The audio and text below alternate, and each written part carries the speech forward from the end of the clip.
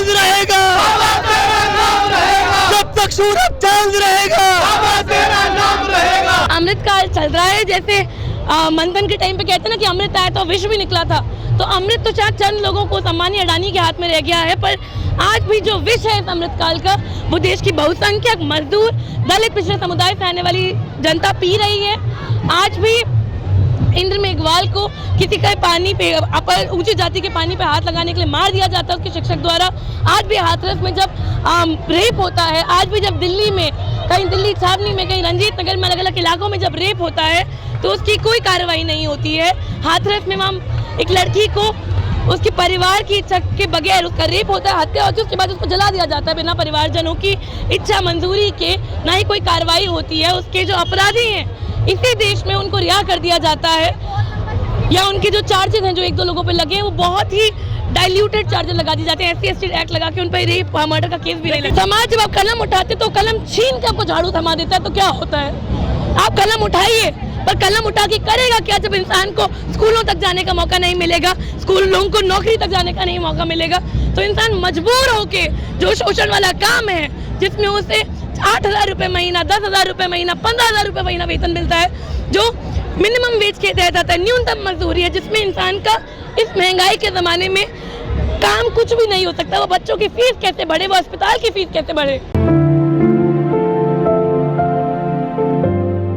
क्या बाबा साहब का सपना पूरा हो रहा है भारत में, लगता है आपको? नहीं, बिल्कुल नहीं हो रहा है, क्योंकि आज भी जो बड़ा तबका है दलित समुदाय से आने वाला, जो गरीब पिछड़ा मजदूर वर्ग है, जो कि कृषि में काम है, जो खेती और मजदूर है, उन लोगों तक विकास नहीं पहुंचा है। आज भी चंद लोगों तक विकास पहुंचा है, चंद लोग आगे बढ़ पाए हैं, पर एक बड़ा तबका आज भी गटर में उतर के नाला साफ करता है, आज भी दूसरों की खेतों पे मजदूरी करता है, आज भी वो देश की राजधानी में जब आता है तो वो एक मजदूर बनकर ही रह जाता है। उनके बच्चे स्कूल तक नहीं पहुंच पाते हैं, उनको अच्छी शिक्षा नहीं मिल पाती है, वहाँ पीने का पानी नहीं मिल पाता है। हम ऐसे समाज में रह रहे हैं जहाँ आज भी इंद्र मेघवाल भी है, जहाँ पर हाथरस जैसी घटनाएं भी होती हैं और जिस पर कोई कार्रवाई नहीं होती है। तो जहाँ हम न्याय से इतने कोसों दूर हैं, तो कहाँ बाबा साहेब का सपना हो? हमारे समाज में जितने भी सामाजिक विचारक थे जो जाति व्यवस्था के खिलाफ थे, उनके जितने भी विचार थे, जो सपना था भारत का, वो आज भी पूरा नहीं हुआ है, और वो तब तक पूरा नहीं होगा जब तक एक एक बच्चा इस देश का, उसको शिक्षा तक नहीं मिलेगी, उसको रोजगार नहीं मिलेगा। आज भी जो स्वाभिमान के साथ जीने का अधिकार है, जो नाली में मैला उठाने के ऊपर का काम है, जो शिक्षा से मिलता है, जब तक वो नहीं मिलेगा हर एक आदमी को, तब तक हमारा समाज आगे नहीं बढ़ पाएगा। लेकिन जो मोदी साहब ने तो सफाई कर्मियों को पैर धोए थे लखनऊ में, उन्होंने पैर धोए थे, उसके बाद उन्हीं मोदी सरकार को बताया जाए कि महाराष्ट्र में अभी नाली की सफाई करते हुए 4 मजदूर मारे गए थे।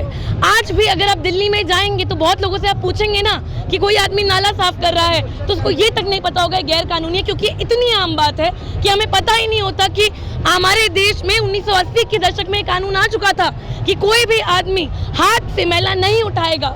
मैनुअल स्कैवेंजिंग को लेकर एक्ट आया था, पर आज भी वो लागू नहीं होता है। आज भी आए दिन हम सड़क पर चलते हो, कोई ठेकेदार उतार देता है 4 मजदूरों को।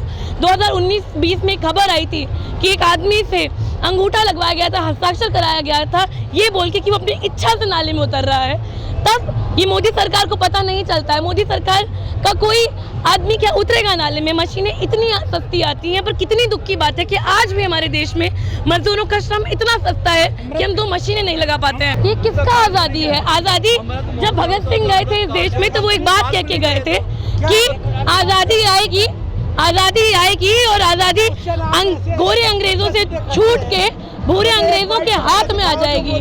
आदिवासियों की हालत पूछिए ना, वहाँ पर कितने स्कूल बने हैं, वहाँ पर आज भी क्या, जब स्वास्थ्य व्यवस्था की बात होती तो पैरासिटामोल के आगे उनको एक गोली भी मिलती है। आज भी जब प्रधानमंत्री का बना रहे हो, आदिवासियों से इन बड़े बड़े पूंजीपतियों के, अभिजात वर्ग के लोगों द्वारा उनकी जमीनें छीनी जाती है, उनको उखाड़ फेंका जाता है, उनके लिए लैंड राइट एक्ट आते हैं तो उनको बोला जाता है कागज पत्र दिखाए।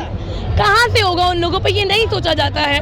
जो मोहन भागवत उन्होंने कहा कि दलितों को घोड़ी चढ़ने दीजिए, मंदिर में जाने दीजिए, उनको जलाभिषेक करने दीजिए। उन्होंने कहा होगा, कथनी और करनी में तो बहुत फर्क होता है। कहने को तो मोदी जी अमृतकाल कह रहे हैं, वो कह रहे हैं कि मंदिरों में आने दीजिए। ये जो मंदिरों की व्यवस्था है, क्या इस जातिवाद को बढ़ावा नहीं देती है? क्या ये लोग जब मन आता है तब दलितों को अपना बताते हैं, और जब कोई मुँह रख लेता है उसके साथ मारपीट होती है, कोई बाइक पर चढ़ता है, कोई घोड़ी पर चढ़ता है, उससे मारपीट होती है, हत्याएं हो जाती हैं, और तब भी कुछ नहीं होता है। आज भी कितनी जगहों पर महिलाओं के लिए, दलित और आदिवासी समुदाय से आने वाली महिलाओं के साथ यौन शोषण होता है, उसके ऊपर कोई कार्रवाई नहीं होती है, यहाँ तक कि पुलिस केस दर्ज भी नहीं करती है। आज भी एससीएस चेक पे आए दिन कोई कुछ भी कहता जाता है, पुलिस कोई कार्रवाई नहीं करती, उल्टा पुलिस इसमें पूरी तरीके से भागीदार हो जाती है। जब हम न्याय व्यवस्था पे जाने की कोशिश करते हैं तो भी न्याय नहीं मिलता है आज भी। और कौन जाता है इस न्याय व्यवस्था पर या किसी व्यवस्था पर? हम तो चाहते हैं कि सबका साथ, सबका विकास हो रहा है देश में। सबका साथ नहीं हो रहा है, चंद लोगों का साथ हो रहा है, बाकी लोगों का शोषण हो रहा है, जिससे कुछ लोगों का विकास हो रहा है। हम ये कहते आ रहे हैं। और तो हर ऑफिस में बाबा साहब की प्रतिमा लग रही है, केजरीवाल लगवा रहे हैं। बाबा साहब की प्रतिमा लगा देने से क्या बाबा साहब के विचारों को, जितने हमारे समाज सुधारक हुए, ज्योतिबा फुले, सावित्रीबाई फुले, उनके विचारों को, आयन कली के विचारों को क्या आगे ले जाया जा रहा है? नहीं ले जाया जा रहा है। हम आज उस संघर्ष से आगे आते हैं। हम लोग आगे पढ़ के तब पहुंच पाते हैं जब ज्योतिबा फुले, सावित्रीबाई फुले, अम्बेडकर, आयन कली जैसे लोग संघर्ष करते हैं। कोई महिलाओं के स्तन ढकने का संघर्ष करता है, नांगेली जैसे, कोई महिलाओं को शिक्षा पहुंचाने का संघर्ष करता है। हम उनकी तस्वीरें लगाते थे। आज भी आप बड़े बड़े सरकारी दफ्तरों में जाएंगे, फोटोएं सबकी दिख जाएंगी, और उनके विचारों पे क्या काम हो रहा है? क्या बगैर बराबरी नहीं होती है? सरकार भी बाबा साहब की जयंती मना रही है हर साल। अब तो जयंती तो वो मनाते ही हैं, वो भगत सिंह की भी जयंती मनाते हैं, बाबा साहब की भी जयंती मनाते हैं, पर क्या उनके जो विचार थे उस पर कोई कार्रवाई होती है? क्या आज भी हमारे देश में जो पिछड़े दलित समुदाय के लोग हैं, क्या उनकी पीढ़ी दर पीढ़ी आज भी सफाई करने को मजबूर नहीं है?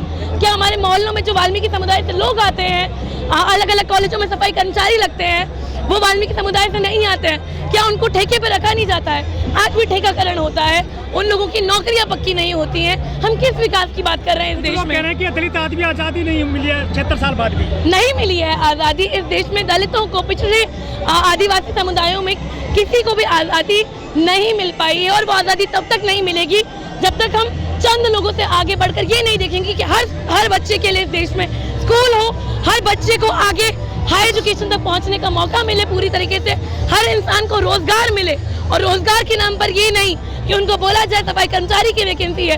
हम कह रहे हैं दफ्तरों में, स्कूलों में, टीचरों की पोस्ट पे हर जगह लोगों को बराबरी का अधिकार मिले कि वो वहाँ पहुँच पाए।